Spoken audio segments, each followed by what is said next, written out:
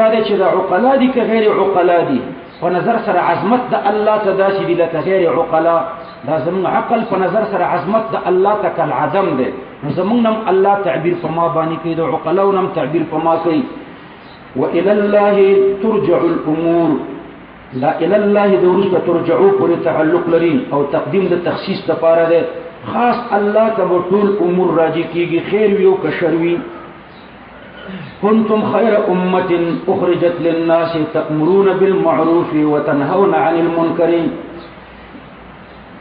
الخطاب لأصحاب رسول الله صلى الله عليه وسلم امام الضحاک فرمایي چې کنتم کې خطاب صحابه ته دی دویم قول پکې دا دی چې په دې کې خطاب مهاجرین ته دی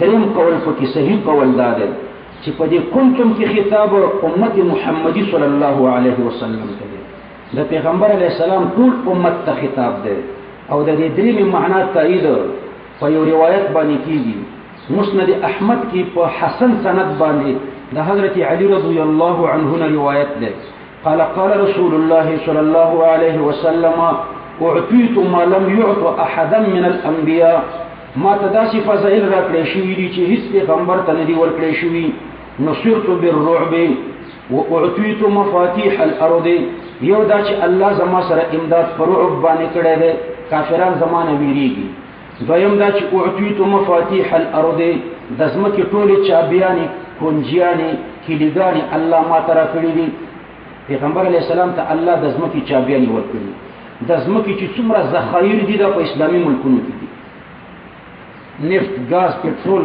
دا چې څومره دي دا په اسلامي ملکونو کې دي نو چابیانې د ځمکې الله پاک امت محمدي ته ورکړي دي وسمیت احمد او ما ته نوم یې ښودلی شوی دی د احمد وجعلت التراب لي طهورا او زه د ټوله خاوره ما ته او دس پاکون کې ګرځولی شوی ده پاکي ده دا ټوله ځمکه ما ته پاکه ده په دې زه تیمم کوم وجعل امتي خير الامم او زما ټول امت خير الامم ده نو کنتم خير امت ټول امت خير الامم شو په دې پوه شو نو د دې مصداق د پیغمبر علیه الصلاۃ والسلام ټول امت ده حضرت عمر رضی الله عنه فرمایي چې اوس ټول امت خیر شو نو حضرت عمر سے فرمایي من سره ان يكون من تلك الامه فليؤدي شرط الله منها څوک چې اراده لري چې د خیر امت مصداق شي نو د الله شرط کی پوره کی د الله شرط د خیریت د پاره دا دی چې تأمرون بالمعروف وتنهون عن المنکر تاسو به امر بالمعروف او نهي عن المنکر کوئ دا د بهتري د پاره دا شرط دی کنتم خیر امت تاسو بهترین امت یې کنتم د افعال ناقصه نه ده افعال ناقصه دا دلالت کوي په وجود فی الماضی من غیر دلالت علی الانقطاع فانقطاع دلالت نه کوي کنتم په وجود فی الماضی دلالت کوي چې په ماضی کې داسې واقعه پیښه شوه او په حال او په استقبال کې شته کنه په دې دلالت نه کوي چې په حال کې شته کنه نه انقطاع في الحال باندې دلالت نه کوي چې په الحال کې انقطاع راغله انقطاع في الاستقبال باندې دلالت نه کوي چې په استقبال کې انقطاع راغله لدی وجنا دا دلالت په وجود في الماضي باندې کوي چې په ماضي کې ټیک د تاسو خوي او انقطاع في الحال نه راغلي انقطاع في الاستقبال نه راغلي نو دوام پکې راغلی یعنی علی الدوام تاسو بهتر کوم مشکل لدی وجنا کله کله کان دا د لزوم لپاره استعماليږي لکه کان الله بكل شيء عليما دا مطلب نه چې په ماضي کې الله په هر شي عالم او په حال او په استقبال کې نه دی بلکې الله په هر شي عالم دی على الدوام واللزوم ندلتم كنتم خير امه على الدوام واللزوم على الدوام واللزوم تاسو بهترین امت وي ګوره کان کله د ازلیت لپاره مستعمليږي دا کان ډیره معناګانې دي کان کله مستعمليږي په وجود فی کان کله دلالت په وجود فی الماضي باندې من غیر دلالة على انقطاع او دوام وجود في الماضي شته نور انقطاع او دوام دغه پته نه لګيږي کله کله د دې لپاره راځي کله کله د ازلیت لپاره راځي لکه کان الله بكل شيء عليما کله د لزوم لپاره راځي لکه کان الانسان اکثر شيء جدلا یعنی دا جدل ورسره لازم دی او بعض نحات وایي چې دا په انقطاع بحسب اصل الوضع دلالت کوي کنتم خیر امت تاسو خیر امت وای نو دلته یا د ازلیت لپاره ده د الله په علم ازلی کې تاسو خیر امت وای او یا د لزوم او د عدم انفکاک لپاره ده صحیح لکه کان الانسان اکثر شیء جدلا کنتم خیر امت دا خیریت تاسو سره لازم غیر منفک ده یا کنتم خیر امت فمازی کې د الله په علم کې تاسو خیر امت وای یا په لوح محفوظ کې خیر امت لیکل شوی وای اخرجت للناس اخرجت یعنی اظهرت تاسو را ظاهر شوی لازمی معنا می مراد ده را ظاهر شوی چا را ظاهر کړی الله پاک او حذف د فاعل دا لوجد علم او د شهرت نشوي ده فاعل مشهور دی او ټول خلکو ته معلوم دی چې الله پاک دی تاسو را ظاهر شوی للناس یا د خیر امت پورې تعلق لري خیر امت للناس او دا اخرجت دا بصفت لا صفت د پر د امت دا سی امت اخرجت یعنی اظهرت نو للناس بد خیر امت پورې متعلق او یا للناس د اخرجت پورې متعلق کا اسانه معنا دا ده اظهرت للناس د خلق د پر را ظاهر شوی تأمرون بالمعروف وتنهون عن المنكر تاسو به امر بالمعروف کوي وتنهون عن المنكر او نهي عن المنكر بکوي اوس د تأمرون بالمعروف وتنهون عن المنكر د دې اولین مصداق څوک دی د مدرسو طالبان وایي چې د دې اولین مصداق مونږ یو استاد مونږ تناس دی د قران تفسیر را تکي امر بالمعروف را تکي او نهي عن المنكر را تکي نو مونږ تاسو به وایو چې د دې مصداق مونږ یو ځکه په مدرسه کې درس او تدریس کوو تبلیغی حضرات خو بالکل په دې ټیکا لګولې ده چې د دې مصداق مونږ یو فقط بل څوک نه دی تأمرون بالمعروف ځکه مونږ امر بالمعروف او نهي عن المنکر کوو حالم کې سیدا د مدرسو طالبان او استادان د مصداق کې دي شي تبلیغی حضرات مصداق کې دي شي چې دا هم امر بالمعروف او نهي عن المنکر کوي ډیر دمانو ته نهي عن المنکر او صحیح کړه او ډیر خلک په منځ باندې راوسته شراب خور او کباب خور او دا ډیر خلک سم ټیک د دې مصداق کې راتلی شي او اولین مصداق د دې مجاهدین دي پرې پوښ نه د مدرسو طالبان او استادان دي او نه تبلیغی حضرات اولین مصداق اولین ته کې فکر ولا شي نه چې تاسو وایي چې د سره مصداق نه مانی مصداق دې اولین مصداق درته وایم فهم اولین مصداق څوک دی مجاهدین دي احادیثو کې راځي چې د دې اولین مصداق مجاهدین دي د دې آیات لاندې تفاسیر وګوره روح المانی وګوره بخاری وګوره ترمذی وګوره د دې آیات په تشریح کې د عبد الله ابن عباس یو قول را نقل کړي عبد الله ابن عباس فرمایي تأمرونهم ان يشهدوا ان لا اله الا الله ويقروا بما انزل الله وتقاتلونهم عليه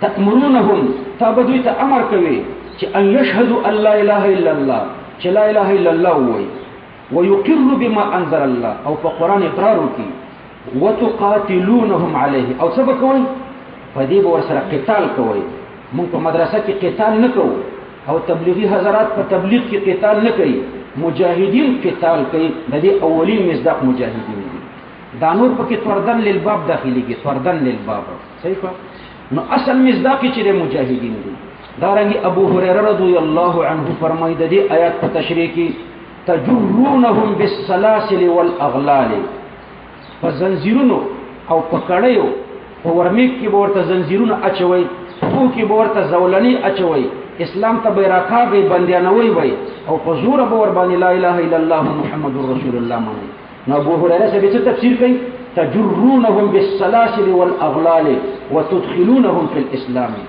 وزنجیرونو پکړیو کې بیراکاږي او په اسلام کې به ور داخلوي همداسې تفاسیر ډیر صحابه کرامو کړی دي نو به هر تقدیر د دې اولین مصداق مجاهدین دي منګم امید لرو چې الله پاکم پکې داخل کی او اولین مصداق نه یو ځکه موږ قتال پې نه کوو تبلیغی حضرات دې امید لري د الله پاک نه چې د مجاهدینو په ډله کې الله پاک داخل کی او اولین مصداق نه لري ځکه امر د اعلان ادنا ته کیږي زارې او ته امر نه وي او تدریس تم امر نه وي تدریس کو تعلیم دی امر نه دی او تبلیغی حضرات کو تبلیغ کوي امر نه کوي امر خو دې ته و چې ټوپک او کوتک در سره چې ورانه کوي په دې سر یې وایي نو دې ته امر وایي. نو تأمرونهم په دې پوه شئ مطلب مې دا نه دی چې د مدرسو د طالبانو توهین وکم یا د تبلیغي حضراتو دا ښه کار کوي د دین اشاعت کوي په دې مدرسو په دې تبلیغ د دین بقا ده. خو به هر تقدیر اولین مصداق مجاهد دی. که مجاهد نه وي د زبیریه مدرسه بنوه او که مجاهد نه وي تبلیغي مرکز بنو نه بچا تبلیغ کړي او نه به طالب سبق ویلو. خدا دا هغه مجاهد برکت دی چې کافر عمل ته مصروف کړي دی او موت ته نه راپریدي. ټرمپ عمل ته په خپل غم اخته کړي دی او موت ته وزګار نه دی. اشرف غنی او پرویز مشرف او داخله کې په خپل غم اخته کړي دي او موت ته نه دی وزګار. دا ظالمان که موت ته وزګار شو کنه د دې مجاهدینو نه یو ورځ بم ته نه درس ونوي. تأمرون بالمعروف نو عبد الله ابن عباس به د معروف معنا وکړه چې تأمرونهم ان يشهدوا ان لا اله الا الله ويقروا بما انزل الله. نو ګوره د معروف اولین معروف د عامر مصداق مجاهد کړو او د معروف مصداق لا اله الا الله کړو نو فرد کامل ذکر کړو. وتنهون عن المنکر د منکر نه تکذیب مراد ده. نو د معروف نه لا اله الا الله مراد ده او د منکر نه څه مراد ده تکذیب. دا که د معروف او د منکر نه فرد کامل واخلي. معروف او منکر الله مطلق ذکر کړی دي په روایتو کې ترنه فرد کامل مراد شوی ده. فرد کامل د معروف لا اله الا الله ده او فرد کامل د منکر څه شی ده تکذیب ده یعنی کفر ده. او که معروف او منکر په خپل اطلاق پرې دي نو د معروف نه به طاعات مراده وي او د منکر نه به معاصی مراده وي. به امر کوي په طاعاتو او خلق منع کوي د سنه منع کوي د معاصیونه. نو په معروف یعنی په طاعاتو باندې خلق ته امر کوي او د معاصیونه خلق منع کوي. دا دویمه معنا شو. نو دلته مطلق په خپل اطلاق جاری شوی دی. خو شو د طاعاتنا الله تعبیر په معروف وکړو او د معاصیونه الله تعریف په منکر وکړو. معاصی او داسې ونه ویلې چې یأمرون بالطاعات وتنهون عن المعاصي بلکې معروف او منکر ذکر کړو. په دې کې الله په دې نقطې ته اشاره کوي چې امر او منع دا په کار دی چې په مسایلو مشهوره کې راشي په اجتهادیو کې اختلافیو کې راشي. په منبر چې بیانوي نو مسایل مشهوره اتفاقیه بیانوي. دا مسائل اختلافیه چې دغه په وجه باندې د عوامو په مابین کې جنجال جوړیږي دا مو بیانوه په منبر. ځکه الله تعبیر په معروف کوي چې د دې نه جنجال نه جوړیږي. ته که د وابیانو په مسجد کې پر رفع الیدین رد وکړي نو جنجال به جوړ شي او که د حنفیانو په مسجد کې په ترک د رفع الیدین رد وکړي نو د دې نه به لانجه جوړه شي. اول خو رد په کار نه دی خو به هر تقدیر د دې نه جنجال جوړیږي. نو معروف مسائل مشهور مسائل بیانوه. تأمرون بالمعروف وتنهون عن المنكر وتؤمنون بالله. کله کله موږ داسې وکړو زه چې خپل نظر مې دا دی په مدرسو او په خانقاګانو او په دې تبلیغ د دین بقا ده. مدرسې ختم شي دین به ختم شي او چې خانقاګانې ختم شي د پیر صاحبانو هم به دین ختم شي. یو څه په جمله اصل مدار په دې مدرسو دي. مدرسې ډېرې اهمې دي ورپسې خانقاګانې دي او دریم مرتبه کې دا تبلیغ دی. دا د عوامو مدرسه ده. دا د طالبانو مدرسه ده. هغه د عوامو مدرسه ده. درې وړه ډېر اهم او ضروري دي. البته د اصلاح په طریقه به طالبانو ته مون خبره کوو او خانقاګانو کې به پیر صاحبانو ته کوو او دارنګې به تبلیغیانو ته مون خبره کوو. کله بعضې تبلیغي حضرات مانه خفه شي چې ته ولې داسې د اصلاحي خبرې کوي. تبلیغیان هم معصوم نه دي طالبان هم معصوم نه دي پیران هم معصوم نه دي. ضرور به مون اصلاحي خبرې درې وړو ته کوو.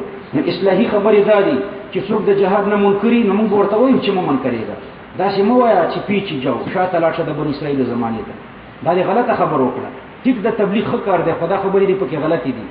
داسې مه وایه چې بس دا د نوح علیه السلام کښتۍ ده او مدرسو او خانقاګانو ته ضرورت نشته. داسې وایه چې درې وړه ښه دي.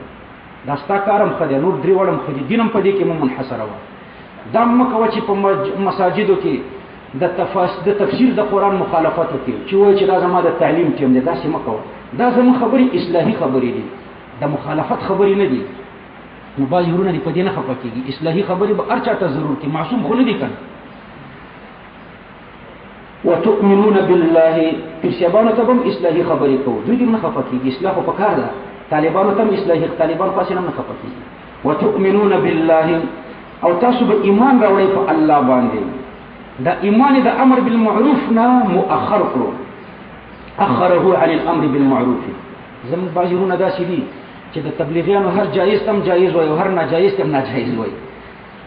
بعضی تبلیغی حضرات چې غلطه خبرو کوم تعویلات ورته ګوري چې نه دا صحیح ده دا صحیح ده، الکه چې غلطه وي ورته چې غلطه ده، چې صحیح وکړه صحیح ده، کاری صحیح دی، خو بعضی خبرې چې غلطي وکړي ورته پته نشته چې دا غلطه ده. معصوم نه دي، لکه د هر چا د غلطۍ تعین چې کوي نو د بعضی پلټیو د پیسو د وجه نه هر ناجایز ته جایز مو وایه، بلکې ناجایز ته ناجایز وایه او جایز ته جایز وایه. میشن خو میشن دی، افرادو کې ټیک د بعضی داسې خلک دي چې هغه غلطي خبرې کوي، نو اصلاح پکار ده. وتؤمنون بالله اخره عن الامر بالمعروف. امر بالمعروف مخکې ذکر کړو او ایمان ورسته ذکر کړو. وجه دا ده چې امر بالمعروف دلته اهم ده مقاما. تاسو تلخیص کې وایي یو اهم نفس الامر وي بل اهم مقامی وي. اهم نفس الامر او اهم مقامی کې فرق ده. نو اهم مقامی ته تقدیمی په اهم نفس الامر، اهم نفس الامر مؤخری او اهم مقامی دا مقدمی. ګوره تاسو ته مثال پیش کوم. کله چې تاسو کړه ملما راشي نو په هغه خزه محترم ځای کې به ملما کې نه وي، کتب کې نه ملما به کې نه وي. پاچا صاحبان او پیر صاحبان د دې نه مستثنا دي. د پیر صاحب او د پاچا صاحب خو ځان خپل غدی وي، په هغه بل څوک نه پریدي، ته به ضرور کته کېنی.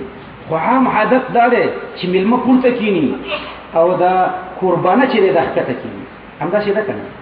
دا کور ولا اهم نفس الامر دی، مهم دی نفس الامر کې. او دا ملما چې د اهم عارضی دی، دا یو ورځې ملما دی خو بیا هم دا مقدم دی، په هغه مقدم ځای کې دی کېنی. نو اهم مقامی مقدمی په اهم نفس الامر. دلته امر بالمعروف اهم مقامی دی او ایمان چې د اهم نفس الامر دی، لدی وجنه امر بالمعروف مقدم. وتؤمنون بالله او تاسو به ایمان لرئ په الله باندې. ایمان یوازې په الله خو نه دی کافي، په ټولو مؤمن به شیانو باندې ایمان ضروری دی. خو ایمان په الله دا ایمان دی بجميع ما يجب به الايمان. ځکه ایمان په الله باندې الته معتد به دی چې حقيقي ایمان په الله راوړي، او حقيقي ایمان په الله پاک باندې دا دی چې ما يجب به الايمان باندې دی ایمان راشي. ولو امن اهل الكتاب او کچرته ایمان راوړي اهل کتاب په محمد صلی الله علیه وسلم. ولو آمن اهل الكتاب کچرته ایمان راوړي اهل کتابو لکان خیرا لهم. لو آمن اهل الكتاب بمحمد صلی الله علیه وسلم، کچرته ایمان راوړي اهل کتابو په محمد صلی الله علیه وسلم لکان خیرا لهم. دا به د دوی لپاره بهتر وي. د چانه به بهتر وي؟ مفضل علیه څوک دی؟ من الریاست. ایمان به محمد صلی الله علیه وسلم دا د دنیوي مشرۍ نه بهتر وي. من الریاست په دې پوه شئ یا مفضل علیه ورته ولګوا. لکان خیرا لهم من الايمان بموسى وعيسى فقط. دا فقط ورسره لګوي. ایمان بموسى فقط، ایمان بعیسی فقط. د دینه داخله چې ایمان په محمد صلی الله علیه وسلم باندې راوړي. منهم المؤمنون، بعض په اهل کتابو کې مؤمنان دي ک عبد الله ابن سلام او اخيه. عبد الله ابن سلام په کې مؤمنو او د ورور مؤمنو. ثعلبه ابن شعبه دا مؤمنانو. واكثرهم الفاسقون، او زیات د دوی نه الله پاک فرمای فاسقون دي. فاسقون څه معنا؟ الخارجون عن طاعه الله، د الله د طاعت نه وتلي دي. لن يضروكم الا اذى. فدا آیت کریمه خلاص شو. دا یو ورور دی وای چې تبلیغی علما فرمایي چې کنتم خیر امه مصداق تبلیغی حضرات دي. خبره کوي په اولین مصداق ما درته ویل چې مجاهدین دي. د دې تشریح ورسته د سوال ته ضرورت نه و. ما درته ویل طالبان مصداق کیږي شي. تبلیغی حضرات هم څوک چې د دین کار کوي دا ټول دي. په اولین مصداق مجاهدین دي. او دا بل سوال به لک صحیح دی چې په اسلام کې خو اکراه نشته، نو ابو هريره څنګه دا خبره کوي؟ دا جواب مې درته مخ کې کستا خیالي کړو چې دا جهاد په اسلام کې دا داسې دی لکه حدود او تعزیرات په دې حکومتونو کې. په دې حکومتونو کې دا اوس انګریزي حکومت دی، په دې کې په تاڼه کې او په عدالت کې حدود دي. تعزیر حدود خو نشته، خو تعزیرات دي کنه، دفعات دي. د قتل کومه دفعه ده؟ 302 ده کسب بلاده. نو دا کیسونه دي پکې. نو دغه دفعات پکې لګېدلې دي. دا دفعات خو د اکراه د پاره نه دي. نو دا رنګ دا جهادم الله پاک تعزیرا مقرر کړی دی. دا په اسلام کې د تعزیراتو د قبیلې نه دی. د اکراه د قبیلې نه دی. لا اکراه فی الدین کې مې درته خبره انته کړې وه. لا اکراه فی الدین، اکراه په دین کې نشته. د ایمان تعلق د زړه سره او په زړه باندې اکراه متصوره نه ده. په زړه به څنګه اکراه کوي؟ دا جهاد د حدود او تعزیراتو په مقابل کې دی چې د الله قانون نه مني نو بس هغه ته سزا ورکول شي. سزا یا قتال دی یا جزیه ده. لن يضركم الا اذى، چې په حدیث کې راغلی دی قیل قلنا پکې مه کوه. ابو هريره سے فرمایي چې د دې مصداق مجاهدین دي بس نو پکې چونو چا مه کوه. عبد الله ابن عباس سے فرمایي چې د دې مصداق مجاهدین دي نو کته ته فن درته کني درکې دي. لن يضركم الا اذى، الله پاک فرمایي دا نور ما درته ویل چې امید دی لري چې الله پاک مصداق کی خو انحصار دی نه کوي. انحصار دی نه کوي، نه طالبان انحصار کوي او نه تبلیغي حضرات. تبلیغ ډیر خیر غالب دی. خیر داسې غالب دی د تبلیغ چې ډیر خلکو منځونه زده کړل. په دې کلی کې په خلکو شلګونه کاله امامتۍ کړي دي، خو یو امام دې ماته وښیي چې د کوم مقتدي منځ اصلاح کړی دی. نو دا مقتدیانو باندې د زړه درد نه کوي چې دا ټول منځونه خراب دي او دا به جهنم ته روان دي د خراب منځ په وجه. الله ورته یو مدرسه جوړه کړه، په دې کې خپل منځ زده کوي، خپل دین پکې زده کوي، د خرافات او د بدعاتو نه پکې خلک خلاص شو. ډیره بهترینه مدرسه ده د عوامو. دا یو څلور نقصان دي پکې په بعضو کې. یو دا چې جهاد خو موږ هم نه کوو. دا پیر صاحبانو چې تبلیغیان جهاد نه کوي، نو کوم پیر صاحب جهاد کړي؟ خو به هر تقدیر یو کول دي او یو دا چې لږ نظر دی خلاف فکرینه د جهاد په خلاف کمپاین چلول دي. نو تبلیغیانو کې بعضې داسې خلک شته چې د جهاد په خلاف کمپاین چلوي. هغه داسې وایي چې جهاد ته ضرورت نشته دی، ټیم نه دی، ټیم به بیا راشي. زه به بیا درته ووایم، تاسو اورېدلی دا اواز کنه، ټیم به بیا راشي. نو به هر تقدیر دا خبرې دوی کوي خو پیر صاحبان یې نه کوي دا خبرې. که پیر صاحب جهاد ونه کړم خو د جهاد دعوت چلی، خو دوی د جهاد د دعوت بعضې مخنیوی کوي. دا یو نقصان دی، الله پاک دې دا پکې اصلاح کړي. دویم نقصان پکې دا دی چې تبلیغي حضرات علی العموم مرکز ته توجه شي او مدرسې ته بیا توجه نه کوي، نور د دین کارونو ته توجه نه کوي، بس صرف یو شي ته توجه کوي. دا تنگ نظری پکې لګ راشي. دا دویم نقصان. او دریم نقصان پکې دا دی چې بعضې په مساجدو کې د امامانو سره په دې ترجمون خطي وایي دا زموږ د تعلیم ټیم دی، په دې ټیم کې ته ترجمه مه کوه. دا څه جزئي نقصانات دي، تنگ نظری او دارنګې په د تفاسیرو بعضې ځایانو کې داسې شته. دا واقعات به تاسو هم اورېدلي. او دریم دا چې د جهاد په خلاف پکې بعضې کمپاین چلی. دا نقصانات دي پکې او نور خیر غالب دی. د عوامو یو بهترینه مدرسه ده. لن يضركم الا اذى، دوی تاسو ته ضرر نه رسوي الا اذن یعنی قلیلا، نو استثناء متصله ده. د اذن معنا ده ضررا ما، یعنی ضررا یسیرا ضررا قلیلا. لن يضركم دوی تاسو ته ضرر نه رسوي الا اذن یعنی الا ضررا یسیرا او الا ضررا قلیلا، لږ ضرر درته رسوي.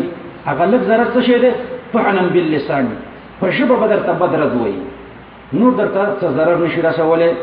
دا آیات کریمه دا د حضرت عبدالله ابن سلام رضی الله عنه او دارنګي د حضرت عبدالله ابن سلام او د حضرت کعب او د حضرت ابي رافع رؤسا د يهودو راغله زمرا علماء نمونه غلط. دا آیات کریمه د حضرت عبدالله ابن سلام او د حضرت ثعلبه ابن شعبه د دوی په باره کې الله پاک نازل کړی دی. يهود دوی ته دمکی ورکړه، کعب ورته دمکی ورکړه، ابي رافع دا یو يهودیو دی مسلمانانو ته اخطار ورکړو. ابي یاسر او کنانه ابن سوریا دی مسلمانانو ته اخطار او دمکی ورکړه چې کتاسو دا اسلام پرې نه دی نو موږ بس تاسو سره ګورو. نو الله پاک فرمایلی یضرکم دوی تاسو ته ضرر نشي رسولی الا اذن یعنی الا ضررا ما ضررا یسیرا، چې هغه ضرر قولی دی. په ژبه به درپسې بد رد وایي، نور عملا څه نشي کولی. وان یقاتلوکم وکو دوی تاسو سره جنګ وکړي یولوکم الادبار، دوی به تاسو ته شا دراړي. تولیه د ادبارو کنایه د انهزام نه ده، یعنی دوی به شکست خوري. دا آیات کریمه واضح دلیل دی په نبوت د رسول الله صلی الله علیه وسلم، ځکه دا اخبار بالغیب دی او د واقع سره همداسې موافق هم شوه. یهودو ته الله شکست ورکړو، مسلمانان یې پرې غالب کړل. بنو قینقاع، بنو قریظه او بنو نذیر او یهود د خیبر دوی د مسلمانانو سره جګړې وکړې او الله پاک مات کړل. وان یقاتلوکم یولوکم الادبار، ثم لا ينصرون دا عطف دی په جملې د شرط او د جزاء، بیا به د دوی سره امداد نه کیږي.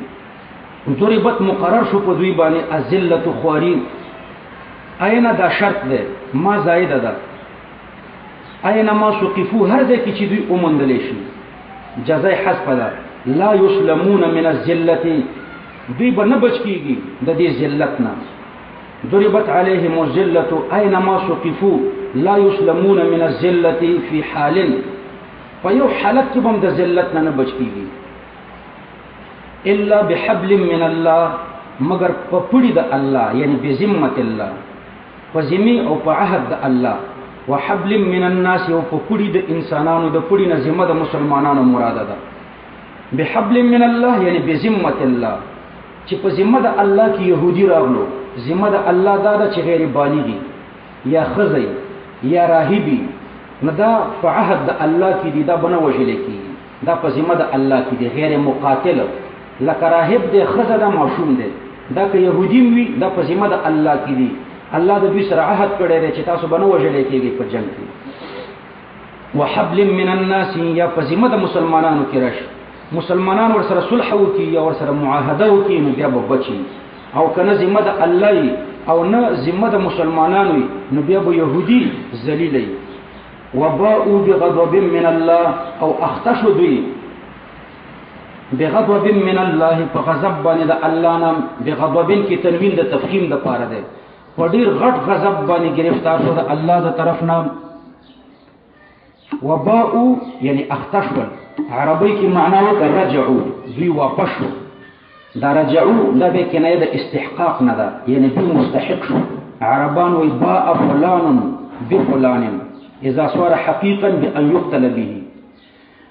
نو وباءوا دوی مستحق شو د الله د غضب، خپل معنی د اختشوا. وضربت او مقرر کړی شو علیهم په دوی باندې المسکنه، مسکنت. نو يهوديان په غالب کې مساکین دي، غالبا مسکینان دي. وقل ما يوجد يهودي يظهر الغنى، کما داسې پیخیږي چې يهودي دی وي او هغه ځان خاني صاحب، دا څوک چې په لندن او په امریکا کې دي، وای د ټولو نه مردار کور د يهودي وي او د ټولو نه زیات مالدار هم دی، خو په مردار کور او مردار ګاډي کې چې ګرځي هغه به يهودي وي. نو په دوی الله ذلت مقرر کړی دی. والمسکنه وضربت عليهم المسکنه، نو ظاهري شکل به د مسکین، ذالک دا غضب باندې اخته کېدل او ضرب المسکنه کته ته ویم بانهم، دا په سبب د دې چې دا يهود كانوا يكفرون بآيات الله، ودوی چې وجل به د الله پیغمبران، کفر به کول د الله په آیاتونو. ويقتلون الانبیاء، او دوی به پیغمبران وجل ناحقا، د دوی پلارانو پیغمبران وجل. يقتلون آباءهم الانبیاء، پلارانو پیغمبران وجل ناحقا.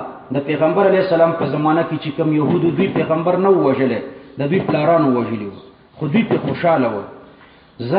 یعنی ذالک الكفر والقتل، دا کفر او قتل چې د کتا ته ویم بما، دا په هغه سبب و، عصو دا په هغه سبب و چې دوی سرکشي کوله، نافرمانی کوله.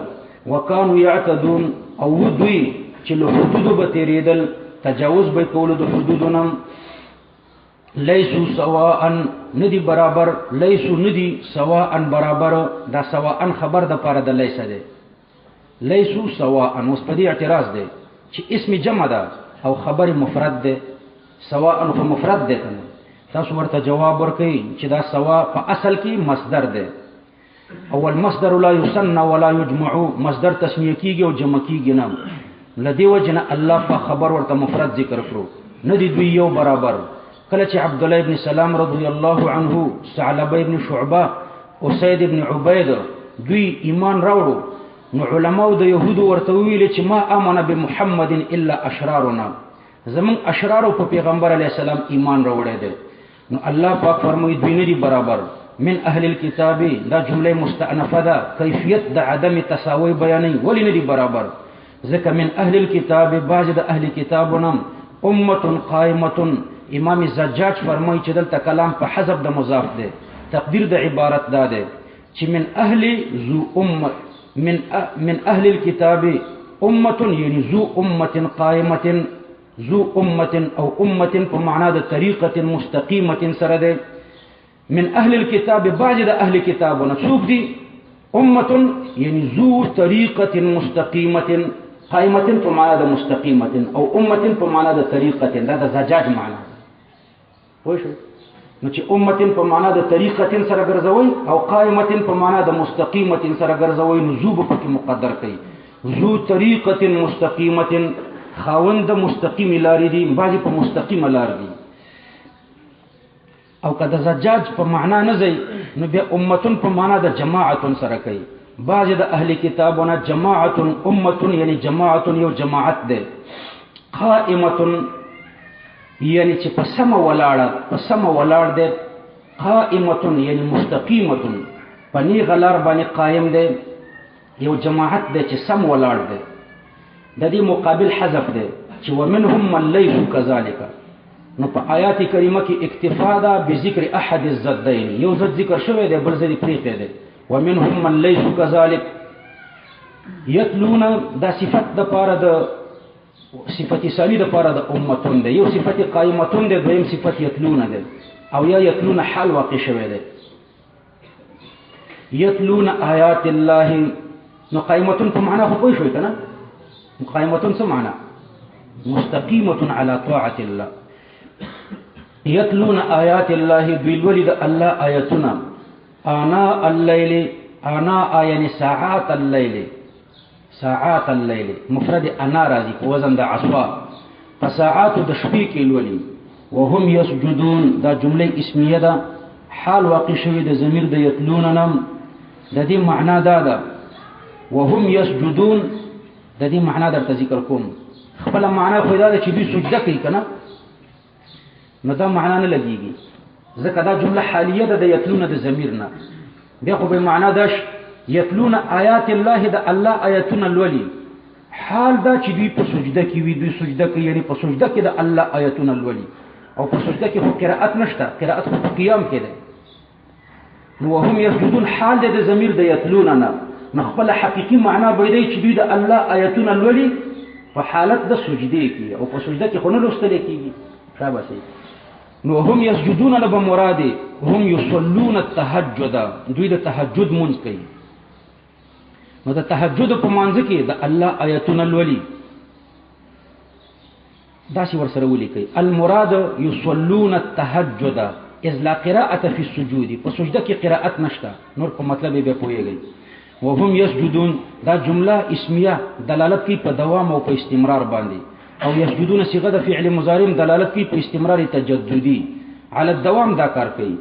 الله پاک د تهجد د مولنا تعبیر په سجدي وکړو، ذکر د جز د مراد ترنه کول ده، لانه ادل على كمال الخضوع، سجده په کامله عاجزۍ باندې دلالت کوي. یؤمنون دا صفت د پاره د امتون ده. من اهل الكتاب امه، داسي امت ده یؤمنون بالله چې دوی ایمان لري په الله، والیوم الاخر او پورز اخرنی باندې، دا د دوی خپل فی نفسه کمال شو. ويأمرون دا تکمیل د پاره د غیر شو. ويأمرون بالمعروف، دوی خلق ته امر په معروف باندې کوي. وينهون عن المنکر، او خلق د منکر نه منع کوي.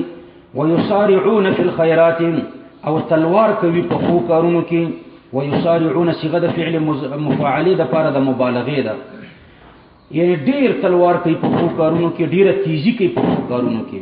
پښتو کې معنا دا چې تلوار کوي په خو کارونو کې. عربی کې معنا یبادرون الى الخيرات،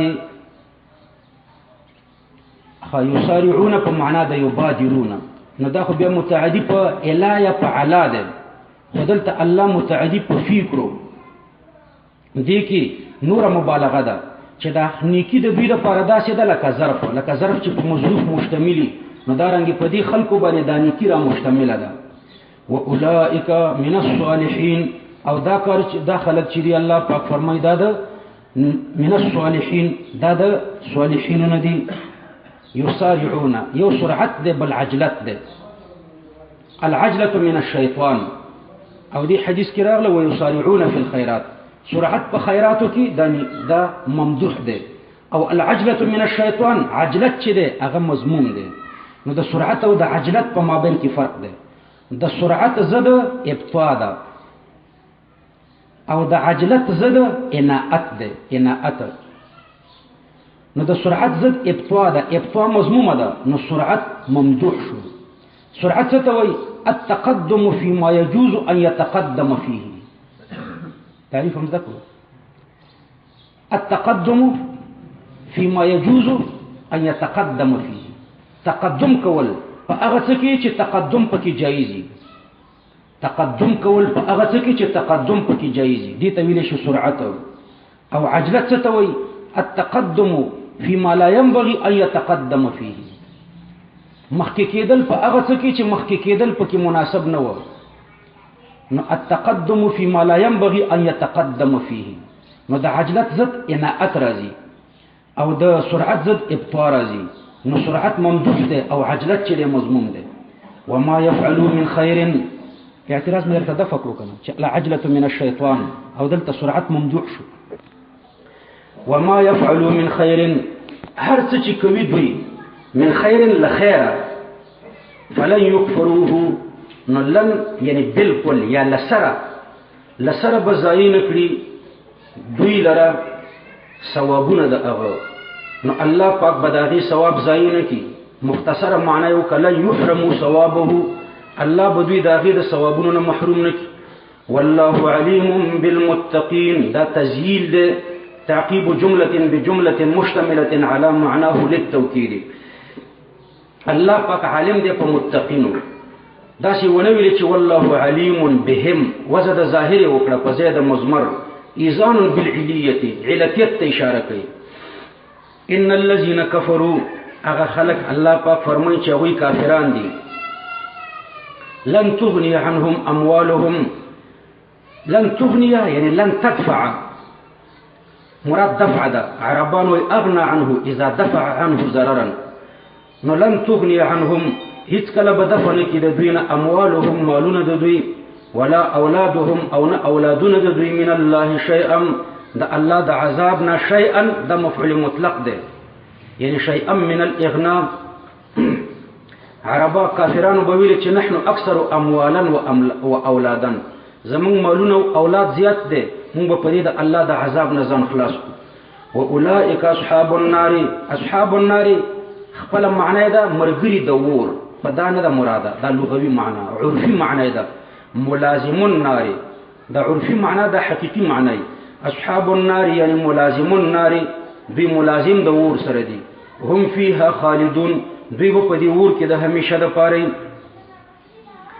مثل ما ينفقون في هذه الحياة الدنيا كمثل ريح فيها سر أصابت حرث قوم ظلموا أنفسهم.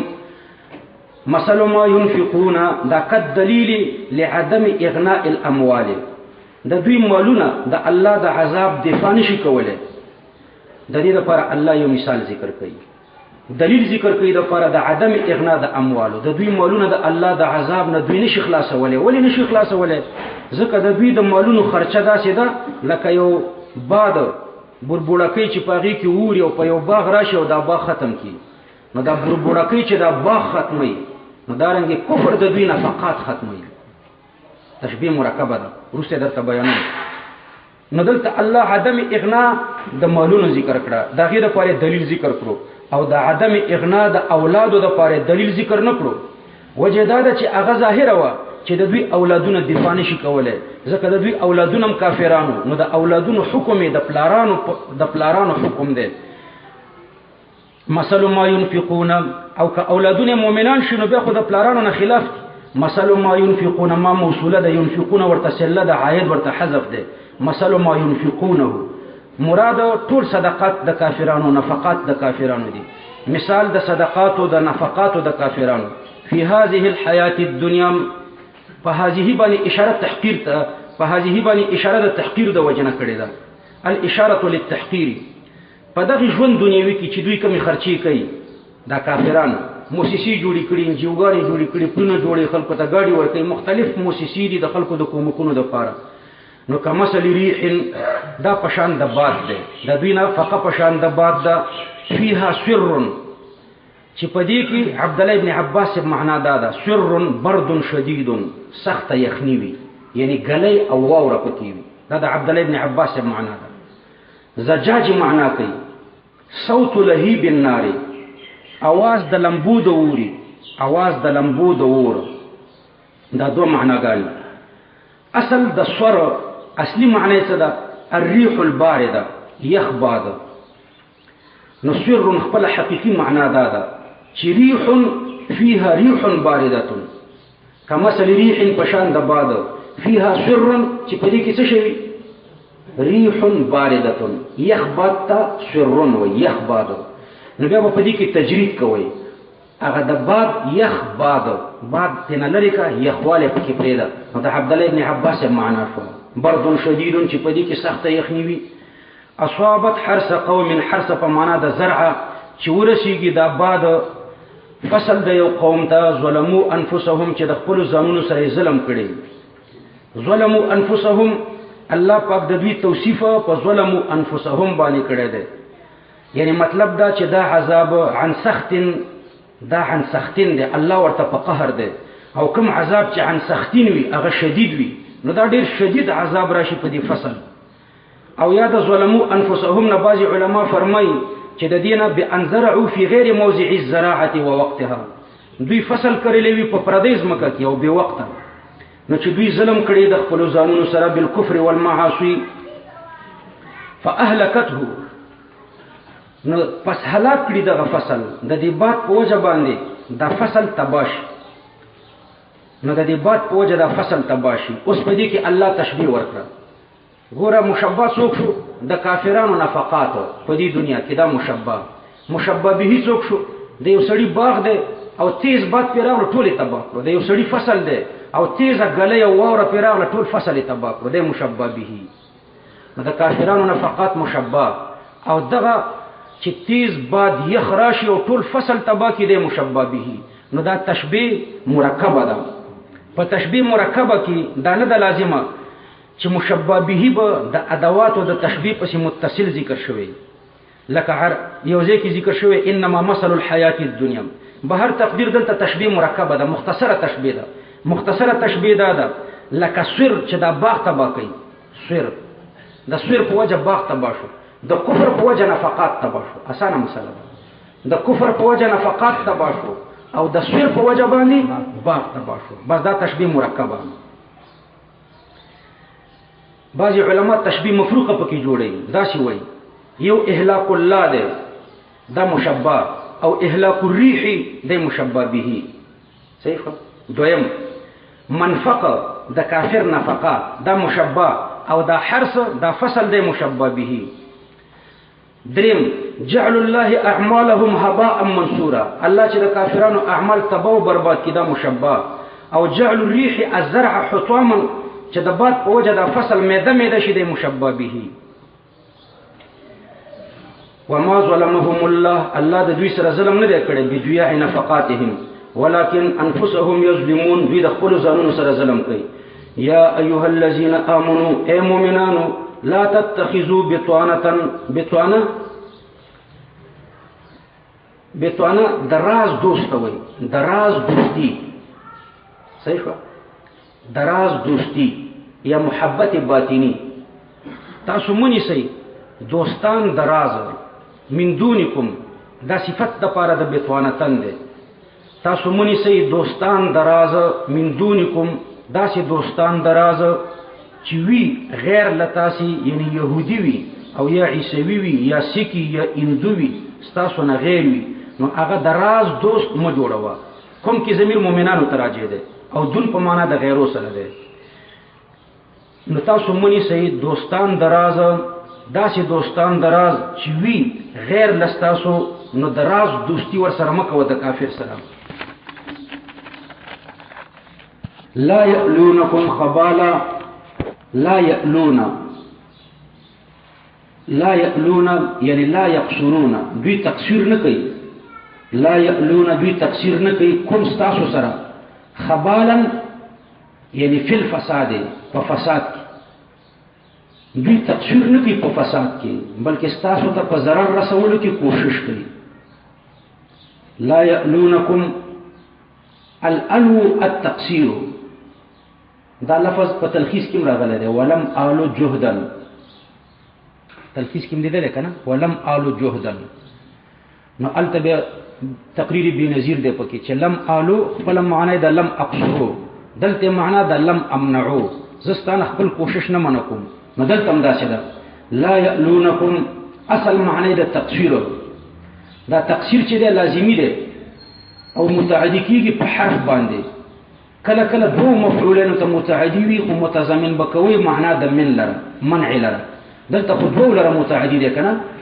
کوم یو مفعول دی خبالن بل مفعول دی نو خپل معنی د تقصیر خو چې کله متعدی شي متضمن شي معنا د منع لره نو بیا به متعدی کیږي دو مفعولین لره نو دلته دو مفعولین لره متعدی دی نو متضمن دی معنا د منع لره نو لا يمنعونكم فسادا دوی ستاسو نه فساد نه منع کوي صحیح خپل معنی د تقصیر دلته معنا مراده څه شي شو منع نه منع کوي ستاسو نه خبالا فساد لا يألونكم يعني لا يمنعونكم نه منع کوي ستاسو نه خبالا فساد نو خپل معنی تقصیر ده معنا مراد منع ده کله کله په معنا د ترک سره ګرځول شي لا يألونكم نو چې په معنا د ترک سره شي نو بیا به یو مفعول ته متعدی وي لکه ما الوت الشیء یعنی ما ترکت الشیء نو دلته به بیا لا یألونکم یعنی لا یترکونکم صحیح معنا د منع ده کلا یترکونکم کوي نو بیا به خبالن حال واقع کوي کلا یقصرونکم کوي نو بیا به خبالن حال واقع کوي په اول دوړو معناګانو کې ګوره درې معناګانې شوي که په خپل حقیقت پرې لا یقصرونکم لا يقصرون لكم تقصير نكي تاسوتا حال دا چې خبالا یعنی مخ بلینا چې فساد کون کی دي او که په معنا د منع سره کوي نو لا يمنعونكم خبالا دوی نه منع کوي تاسو نه فساد که په معنا د ترک سره کوي لا يتركونكم دوی تاسو نه پریدي خبالا یعنی مخبلینا حال دا چې دوی فساد کون کی دي ودوا ما عنتم دوی خوخی یعنی احبو ما عنتم ما مصدریه د خپل مدخول په تعویل د مصدر سره اړي ودو یعنی احبو دوی دوست غني ما عنتم یعنی عنتکم دوی دوست غني څه شو دوست غني ضرر ستاسي مشقت ستاسي المشقه الشديده هغه ته عنت وي ستاسو مشقت دوی دوست غني قد بدت البغضاء فتحقیق سره الله پاک فرمای قد بدت البغضاء خاطر دې په دې ته روح المانی لیکلي دي چې ومثله يلام عليه ولا يصل الى حد الكفر دومره دراز دوستی چې د کافر سره د کافر جاسوسي کوي دینی محبت دی ورسره نه مخکې ما درته د موالات درې مرتبه ذکر کړې کنه چې یو موالات لوجه د دینی محبت نه دی هغه کفر دی او یو موالات د اعانت دی دا کفر نه دی گمراهی ده دلته روح المانی لیکلي دي او دریم چې ده دنیوي معاملاتو کې مدارات ته هغه جایز دي قد بدت البغضاء په تحقیق سره ښکارا شوې ده بغضاء حسد غصه من افواههم د دوی د خلونم لانهم لشده بغضهم لا يملكون انفسهم د شدت د بغض د دوی نه کله په خلو وي لکه بوش چې ویل چې دا صلیبي جنگ دی یو ور په خلو تر نه وته چې دا صلیبي جنگ دی او به ورسته ترې نه منکرو نو په تحقیق سره ښکارا شوې ده بغضو غصه د دوی د خلونه وما تخفي صدورهم ترامپ هم ویلي چې زه به اسلام د ځمکې د مخ نه ختم کړم انتخاباتو ته چې ولاړو وما تخفي صدورهم اکبر دا خو په خلو ویلی دی خو په زړه کې چې کوم شی پټوي هغه د دې نه هم ډېر زیات دی قد بینا لکم الآیات په تحقیق سره ما بیان کړي ستاسو دپاره الآیات یعنی الدالة على النهي عن موالات الكفار داسي آیتونه چې هغه دلالت کوي په نهي باندې د دوستۍ د کافرانو ان کنتم تعقلون لازمي معنی یو که تاسو اهل العقل یې او که متعدي معنی یو کې نو بیا به مفعول به ورته مقدر کی ان کنتم تعلمون الفصل بين الولي والعدو که تاسو دوست او دشمن پیژندې امام قرطبي فرمایي قد انقلبت الاحوال في هذه الازمان امام قرطبي د اندلس دی د خپل زمانه د خلکو نه شکایت کوي وای زما په زمانه کې حالات بدل دي باتخاذ اهل الكتاب كتبه زموږ د زماني بادشاهانو اهل کتاب يهود او نصارا ځان ته منشیان کړي دي او امنا او امیر مالیان کړي دي وتسودوا بذلك عند جهلة الاغنياء او د دې په وجه باندې ځان د جاهلانو مالدارانو په منځ باندې مشر کړی دی من الولات والامراء. نو د کافران ځان ته منشیان مو جوړوي، ځکه منشیان چې وي دا رازدان وي، راز د ملک د سره وي. نو دا چې د ملک منشي وي، د وزیر اعظم منشي وي، نو هغه ټولې دوسیې د په مخ کې وي، نو دا رازدار مو جوړوه. نو د کافر اسلامي ملک کې منشي کومه، ځکه دا رازدان. حضرت عمر رضی الله عنه ته چوي چې یو غیر مسلم هلک دی او ډېر ښه کاتب دی، د ځان دپاره منشي کا. حضرت عمر ورته وفرمایل قد اتخذت اذن بطانة من دون الله، کچرته مې دا غیر مسلم ځان ته منشي کړو نو بیا به مې د دې آیات خلاف کړی وي چې لا تتخذوا بطانة من دون الله، من دونکم رازدان نه نیسه ځان ته. بطانة په معنا خو پوه شوي که نه، دوست د راز. له دې وجه نه چې کوم سړی د یهودۍ ښځې میړه وي هغه وزیر اعظم د اسلامي ملک جوړول نه دي پکار، ځکه بیا د ټول ملک راز په کور کې وي، نو د دې یهودنې سره وي او د دې عیسوۍ سره وي. ها انتم اولائی تحبونهم، ها انتم مبتدا ده او اولائی دا ورته خبر ده. ها خبردار انتم تاسو چې اولائی یعنی اولائی الحمقا، تاسې قمقل خلک یې، تحبونهم تاسو د دوی سره مینه کوئ، ولا یحبونکم او هغوی ستا سره مینه نه کوي. یا ها انتم مبتدا کا اولائی منادا کا، او یی اعنی د پاره مفعول به کا.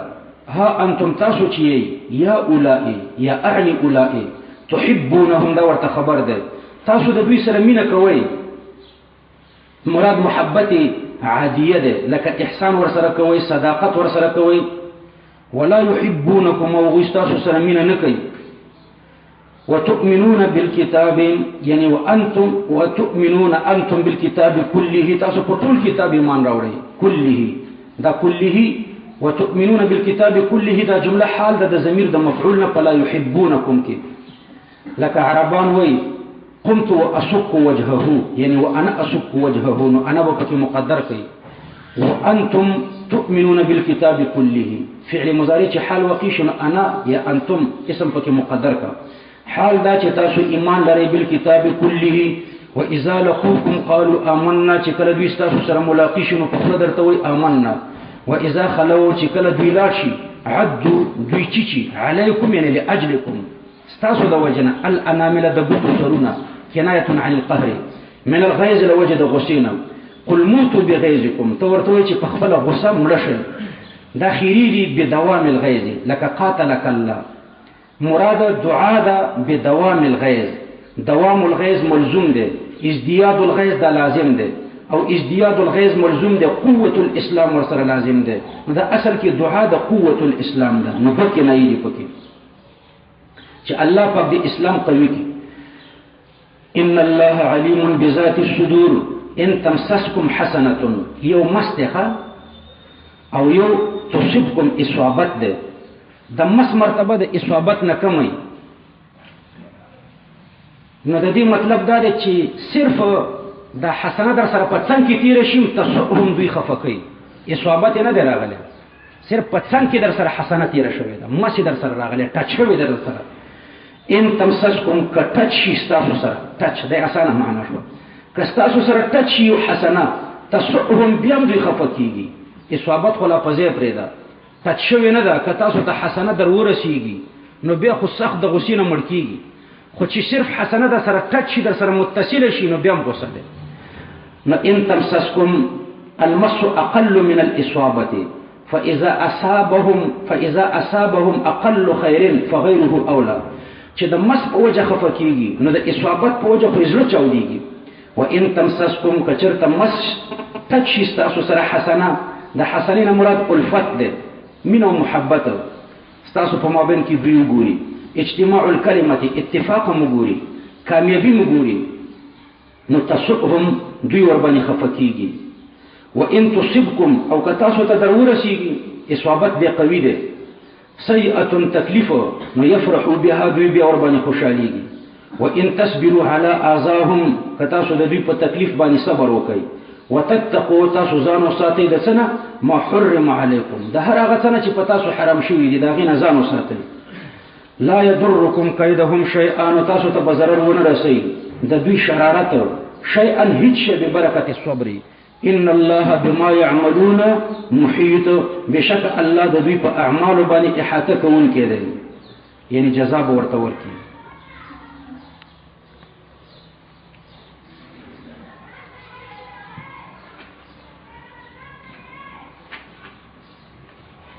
سبحان ربك رب العزة عما يصفون وسلام على المرسلين والحمد لله رب العالمين.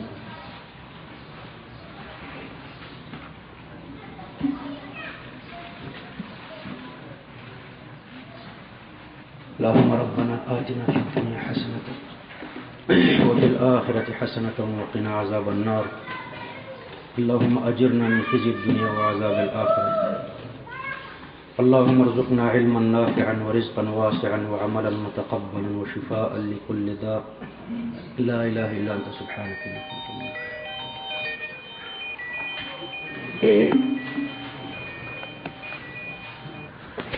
السلام عليكم.